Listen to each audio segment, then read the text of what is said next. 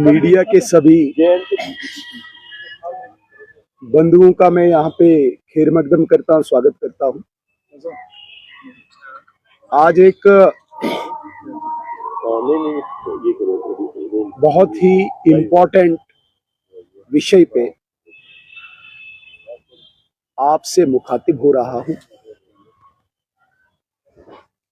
जम्मू कश्मीर में 2014 के बाद अभी चुनाव संपन्न हुआ, असेंबली कॉन्स्टिट्यूट हुई, सरकार बनी और पिछले 3 दिन से Jammu Kashmir union territory assembly का सेशन चल रहा है। आज इस सेशन का तीसरा दिन था और सरकार की तरफ से आज अचानक सुबह 10 बजे एक रेजोल्यूशन सब ऑनरेबल मेंबर्स के सामने रखा गया, जबकि सदन को चलाने के लिए, हाउस को चलाने के लिए सेट रूल्स हैं, परंपरा है कि सब मेंबर्स को बिजनेस की एक कॉपी पहले सर्व की जाती है। लेकिन उस बिजनेस में आज का जो बिजनेस था उसमें सिर्फ vote of thanks to lieutenant governor's address, जिस पर सब मेंबर्स तैयारी करते हैं, क्योंकि 10 सालों के बाद लोगों के मसले मसाइल ऐवान में, असेंबली में उठाने थे, डेवलपमेंट की बात करनी थी, सरकार से 200 यूनिट बिजली की बात करनी थी जो उन्होंने प्रॉमिस किया है, सरकार से 12 सिलेंडर मांगने थे जो उन्होंने प्रॉमिस किए हैं, सरकार से 1 लाख नौकरियों की बात करनी थी, सरकार से 5,000 रुपया पेंशन की बात करनी थी। बजाय उसके सरकार की तरफ से एक रेजोल्यूशन आता है और जिस रेजोल्यूशन को कोई कॉन्स्टिट्यूशनल वैलिडिटी नहीं है, जिस रेजोल्यूशन को कोई कॉन्स्टिट्यूशनल सैंक्टिटी नहीं है, एक तरफ से ये बिजनेस का पार्ट नहीं था और दूसरी तरफ से जो उस रेजोल्यूशन का कंटेंट था, जो इंडिकेट करता था जम्मू कश्मीर में अभी जो सरकार इलेक्ट हुई है उनकी मानसिकता को,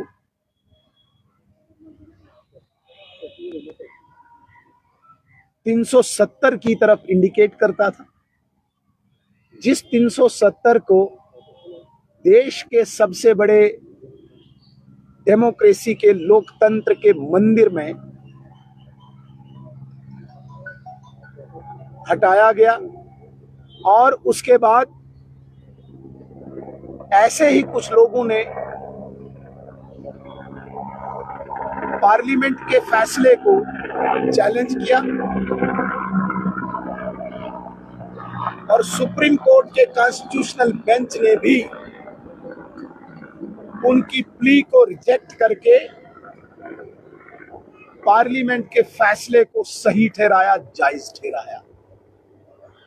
दैट मीन्स जिस केस को लेके ये सुप्रीम कोर्ट गए थे उसको सुप्रीम कोर्ट ने जायज ठहरा के डिसाइड कर दिया, सेटल कर दिया। अब जब सेटल हो गया सुप्रीम कोर्ट में भी, पार्लियामेंट में भी चुने हुए नुमाइंदों ने 543 मेंबर्स के बीच में बहस के बाद पास हुआ, फिर मुझे बताइए एक असेंबली के पास कौन सा इख्तियार है, कौन सा कॉन्स्टिट्यूशनल अधिकार है कि वो रेजोल्यूशन लाए, जिसका हमने पुरजोर विरोध किया। विपक्ष के नाते किसी भी कीमत पे उस 370 को, जिसको पार्लियामेंट ने धराशायी किया है, उसके लिए ऐसे किसी भी रेजोल्यूशन को, ऐसी किसी भी बात को भारतीय जनता पार्टी हो, भारतीय जनता पार्टी के विधायक हो, सदन के अंदर हो या सदन के बाहर हो, हम उसका विरोध करेंगे और इस पर किसी भी कीमत पे किसी भी एक शब्द को भी हम एक्सेप्ट नहीं करेंगे। मुझे आज आपके सामने दो सवाल दो पार्टियों को खड़े करने हैं। पहली पार्टी कांग्रेस, देश का प्रमुख विपक्षी दल। कांग्रेस अपने स्टांस को, अपने स्टैंड को वाज़ा करे। क्या वो इस रेजोल्यूशन के समर्थन में हैं? क्या उनके चुने हुए 6 नुमाइंदे आज जो हाथ खड़े कर रहे थे रेजोल्यूशन के समर्थन में, क्या दिल्ली में बैठा इनका नेतृत्व, इनकी लीडरशिप उसको एंडोर्स करती है? वो इस रेजोल्यूशन का समर्थन करती है या विरोध करते हैं? कांग्रेस इसको स्पष्ट करे, आदरणीय राहुल गांधी जी स्पष्ट करे, मल्लिकार्जुन खड़गे जी स्पष्ट करे। अगर वो समर्थन करते हैं तो देश की जनता, भारत की जनता इनसे जवाब पूछेगी। भारत की जनता कांग्रेस से पूछेगी। अगर वो समर्थन में नहीं है तो ये 6 मेंबर अगर आप माइनस करते हो तो मुझे लगता है ये रेजोल्यूशन भी माइनॉरिटी में है तो सरकार भी माइनॉरिटी में है। इसलिए कांग्रेस को स्पष्ट करना होगा कि वो समर्थन के हक में, इसके रेजोल्यूशन के हक में या रेजोल्यूशन के विरोध में। दूसरा, नेशनल कॉन्फ्रेंस को मैं ये पूछना चाहता हूं, क्या 370 जो धराशायी हुआ है, वो जो रेजोल्यूशन लाया उन्होंने, क्या वो स्टेट के लिए लाया, यूनियन टेरिटरी के लिए रेजोल्यूशन लाया? बनता तो ये है कि स्टेट के लिए, तो स्टेट ही नहीं मांगी। मेरे कहने का ये मतलब है कि उनका आंकलन इस तरह से बिगड़ा हुआ है, 5वीं पास किया नहीं तो 10वीं की सर्टिफिकेट मांग रहे हैं। और दूसरी बात, जिस कॉन्स्टिट्यूशनल गारंटी में वो स्टेटहुड कह रहे हैं, अगर वो वही स्टेटहुड उनकी डिमांड है, जिस स्टेटहुड के लिए आदरणीय नरेंद्र मोदी जी ने, प्रधानमंत्री जी ने ऑलरेडी कमिटमेंट की है, आदरणीय गृह मंत्री जी ने कमिटमेंट की है, अगर नेशनल कॉन्फ्रेंस नरेंद्र मोदी जी और अमित शाह जी के लाइन को एडॉप्ट करती है, जो हमने कहा है हम स्टेटहुड देंगे, तो हम उनका वेलकम करते हैं। कम से कम वो भी हमारे एजेंडे में शामिल है। वो कंफ्यूजन में है, उन्हें समझ नहीं आ रहा है। कंफ्यूजन इसलिए पैदा हुआ क्योंकि यहाँ पे होड़ लगी हुई है PDP, national conference, people's conference, independent के बीच में। आपने देखा होगा हाउस शुरू होते ही पीडीपी के एक मेंबर ने बिल लाया, रेजोल्यूशन लाया। सबको पता है इसकी कोई वैलिडिटी नहीं है। जो इतने बड़े मंदिर में धराशायी हुआ है, असेंबली में उसमें कुछ नहीं हो सकता, लेकिन कश्मीर के नौजवानों को वो दोबारा से सड़कों पे लाना चाहते हैं। उनको वायलेंस में बड़ा मजा आता है, यहाँ पत्थर चले, यहाँ गोलियां चले, 370 के नाम पे गरीब के बच्चे को बाहर लाएं, क्योंकि एमएलए के बेटे को तो एमएलए ही बनना है। आप देखें, बाप बेटा, जीजा साला, भाई भाई, दादा पोता कितने हैं अंदर। मींस एमएलए की फैमिली एमएलए बनेगी, गरीब का बेटा सड़क पे आएगा पत्थर मारने के लिए और गुप्कार पे बैठ के ये राजनीति करेंगे, खून की राजनीति। तो इस प्रकार से दोबारा से जम्मू कश्मीर को वहां पे लाना चाहते हैं। हमने अपने मैनिफेस्टो में ये वादा किया था जम्मू कश्मीर की जनता को, हम भ्रष्टाचार मुक्त जम्मू कश्मीर देंगे, हम परिवारवाद मुक्त जम्मू कश्मीर देंगे, हम विकास वाला जम्मू कश्मीर देंगे। लेकिन दूसरी तरफ से नेशनल कॉन्फ्रेंस, जिसको लोगों ने वोट देके सरकार बनाने का एक मैंडेट दिया, वो न डेवलपमेंट चाहेगी, न भ्रष्टाचार का विरोध चाहेगी। उन्हें एक स्लोगन तैयार करना है। बड़े लंबे अरसे के बाद एटानमी उनका खत्म हो गया, प्लेबसाइट उनका खत्म हो गया, बाकी जितने भी आज तक नारे थे वो खत्म हो गए। अब उनके पास नारा है, हम 370 को वापस लाएंगे। मैं आप सब बंधुओं के माध्यम से उनको बता देना चाहता हूं, ये मैं बड़े हम्बल्ड होके कह रहा, विनम्र होके कह रहा हूं कि जिस कश्मीर को आपने रक्त रंजित किया, अब रक्त रंजित होने नहीं देंगे। अब वो हम हालात यहाँ पे बनने नहीं देंगे। आप यहाँ पे चाहते हो कि वायलेंस बढ़े, अभी जो इंसिडेंट्स हुए उन चीजों को प्रोवोक करना चाहते हो आप, क्योंकि आपको विकास करना नहीं, पानी, बिजली, सड़क, स्कूल, अस्पताल की बात करनी नहीं। आपने सिर्फ एक नौजवान को प्रोवोक करना है स्लोगन तैयार करके, इसलिए आपने इतना सारा चुनाव लड़ा है। आपको चुनाव लड़ने का मकसद सिर्फ और सिर्फ कश्मीर में दोबारा से वायलेंस पैदा करना, वो हम होने नहीं देंगे। एक आज के विषय से मैं हटके एक सवाल पूछना चाहता हूं नेशनल कॉन्फ्रेंस से। हम डिबेट करेंगे हाउस में, आइए 5 अगस्त 2019 के बाद और 5 अगस्त 2019 से पहले जब जब आपकी सरकार रही, आपने कश्मीरी सिविलियंस का कत्ल करवाया है। मींस सबसे ज्यादा ह्यूमन राइट वायलेशन आपने की है। और मैं दावे के साथ कहता हूं 5 अगस्त 2019 के बाद कोई भी civilian killing Bharatiya Janata party की सरकार ने नहीं होने दी। हम उग्रवादी को, आतंकवादी को दफन करेंगे, मौत के घाट उतारेंगे, लेकिन कश्मीर का सिविलियन हमारा भाई है, उसको हम गले से लगा के रखेंगे। तुमने उग्रवादियों की आड़ में कश्मीरियों का भी कत्ल किया है, इसलिए डिबेट होनी चाहिए उस ह्यूमन राइट वायलेशन पे। कितने सिविलियन मरे हैं आपके दौर में, करो डिबेट। और हमारे दौर में भी किसी कीमत पे भी एक भी सिविलियन को कांटा नहीं चुभने देती है भारत की सरकार।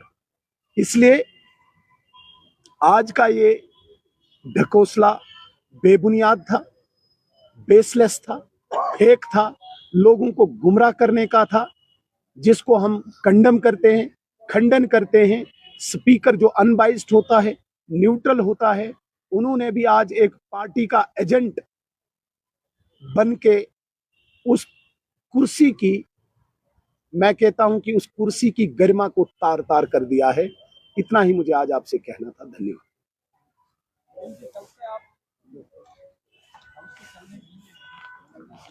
देखिए, ये गैर कानूनी रेजोल्यूशन है। जब तक ये वापस लेंगे तब तक हम विरोध करेंगे, चलने नहीं देंगे। ये इन्होंने आज गैर कानूनी कार्रवाई की है, एक्ट किया है, इसको वापस लेना पड़ेगा, फिर हम बैठ के डिबेट करेंगे किसी भी बात पर। क्या देखिए, स्टेटहुड इनका मुद्दा नहीं, स्टेटहुड हमने कहा है, स्टेटहुड हम देंगे। इन लोगों को, मुझे लगता है कि आप लोगों को भी लोगों को अवेयर करना चाहिए। स्टेटहुड देने का इख्तियार किसके पास है?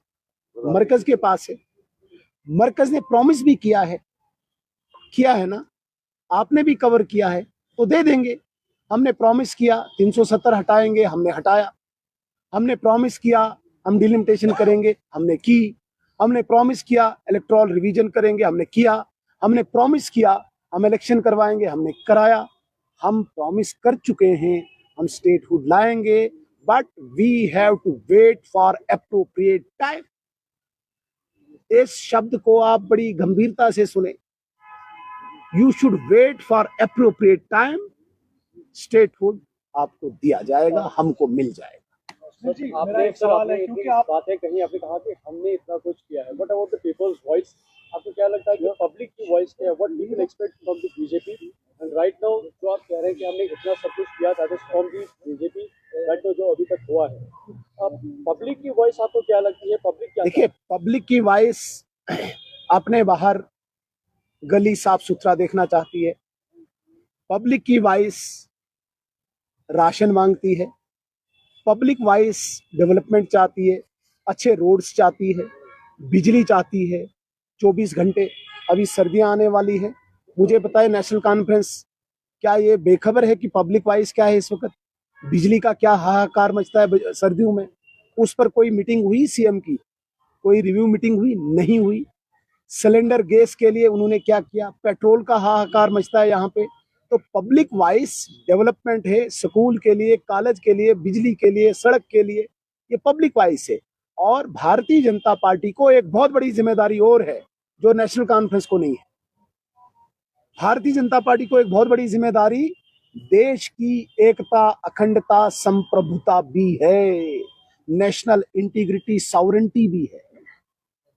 इसलिए कोई भी ऐसा लफ्ज, कोई भी ऐसा शब्द जो देश की नेशनल सॉवरेंटी को चैलेंज करे, उसको भी पब्लिक वाइज के नाते भारतीय जनता पार्टी ने ही एड्रेस करना।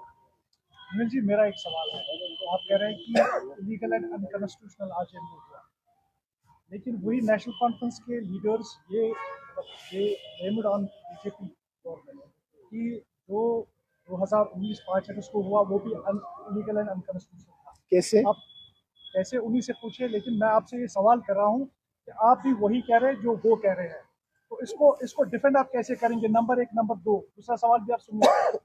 अप्रोप्रिएट टाइम देखिए, 5-7 सालों से सुन रहे हैं, लेकिन ये फॉर टाइम बीइंग कब खत्म हो गई अप्रोप्रिएट? हाँ, ये भी मैं बोलूंगा।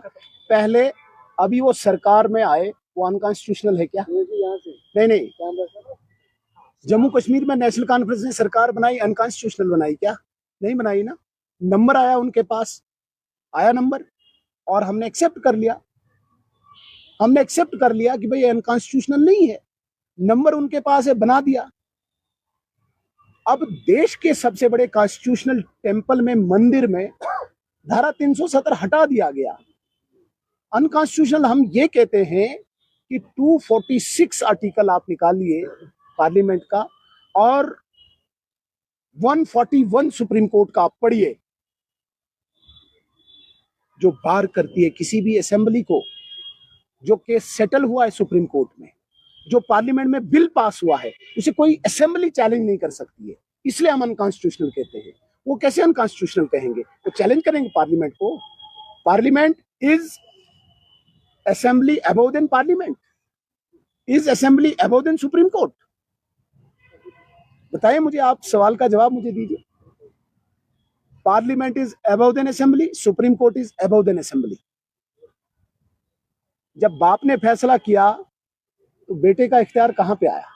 तो पार्लियामेंट बाप है ना, बाप ने फैसला कर लिया है, इसलिए अनकॉन्स्टिट्यूशनल हम कहते हैं। उनके पास कोई लॉजिक नहीं है, कोई तथ्य नहीं है, कोई साक्ष्य नहीं है कि वो हमें अनकॉन्स्टिट्यूशनल बोले। दूसरी बात, जो आप एप्रोप्रिएट टाइम की आप बात कर रहे हैं, तो जल्दबाजी भी क्या है? अभी तो आपने सरकार बनाई है, अभी आप थोड़ा सा कुछ करिए, लगना चाहिए लोगों को कि कुछ हो रहा है, लेकिन आप दोबारा से उसी वायलेंस की तरफ जम्मू कश्मीर को लेना चाह रहे हैं। आप स्टेटहुड कहां मांग रहे हैं? आप तो वायलेंस मांग रहे हैं। आपने सेपरेटिज्म, जम्मू में भी कहीं एक अटैक्स हुए जिसमें डेडली अटैक्स सब गिन सकते हैं। देखिए, स्ट्रीट वायलेंस और टेररिस्ट वायलेंस में फर्क है।